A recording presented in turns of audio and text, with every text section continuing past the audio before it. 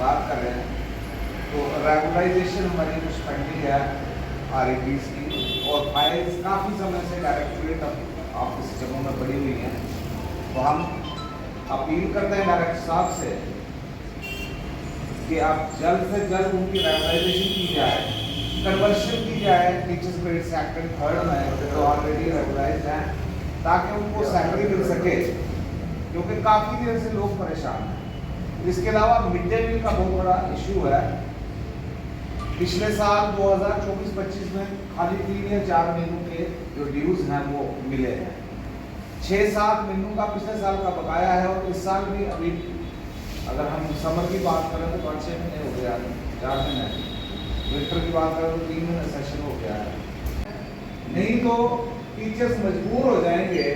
नहीं है तभी चला रहे हैं इतनी देर से, लेकिन इसकी पूरी जिम्मेदारी डिपार्टमेंट, हम चाहते हैं कि इनका निपटारा हो। बुक्स आज तक नहीं मिली हैं, लेकिन अभी भी पूरे टाइटल्स नहीं आए हैं, क्योंकि किताबें ही नहीं हों तो बच्चे कैसे पढ़ेंगे। या तो कहा जाए कि पेरेंट्स खुद खरीद ले, एक आस जगाई हुई है पेरेंट्स के मन में कि नहीं बुक्स आपको 8 तक फ्री मिलनी है, जो है भी एलिमेंट्री एजुकेशन फ्री है, तो फिर वो स्टार्टिंग ऑफ द सेशन में क्यों नहीं बुक्स मिलती है। 3-3 महीना सेशन हो गया विंटर जोन का, दूसरा महीना यहाँ समर जोन में चल रहा है। जॉइंट एक्शन कमेटी की तरफ से मासिक बैठक का आयोजन किया गया, जिसमें हमारे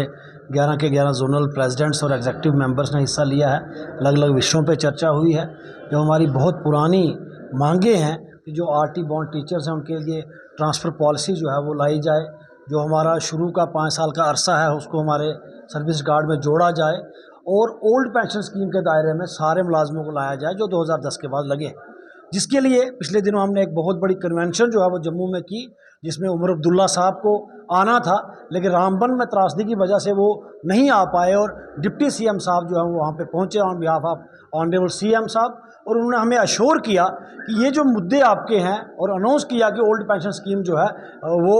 अपने जम्मू कश्मीर के मुलाजमों को जो है वो उसके दायरे में लाया जाएगा। ट्रांसफ़र पॉलिसी और इंक्लूजन के मसले पर भी हमें अश्योर किया है कि हम इसको गंभीरता से लेते हुए उसको हल करेंगे। उसके बाद कुछ हमारे मसले हैं जो मैं समझता हूँ डायरेक्टरेट लेवल के हैं या चीफ एजुकेशन ऑफिसर्स के लेवल के हैं, तो उन पर मैं बात करना चाहूँगा कि जो कन्वर्शन हमारी है, जो लोग रेगुलराइज हो चुके हैं उनकी कन्वर्शन ग्रेड 2 ग्रेड 3 होनी है, या जिनका 5 साल का अरसा पूरा हो चुका है उनकी रेगुलराइजेशन होनी है, उनकी फाइल्स जो है वो डायरेक्टरेट में पड़ी हुई हैं। तो आपके माध्यम से मैं दोबारा डायरेक्टर साहब से, क्योंकि नए आए हैं, इनसे एक बार मुलाकात हमारी हुई है, उन्होंने हमें अश्योर किया था कि हम करेंगे, लेकिन दोबारा आपके माध्यम से मैं उन्हें ये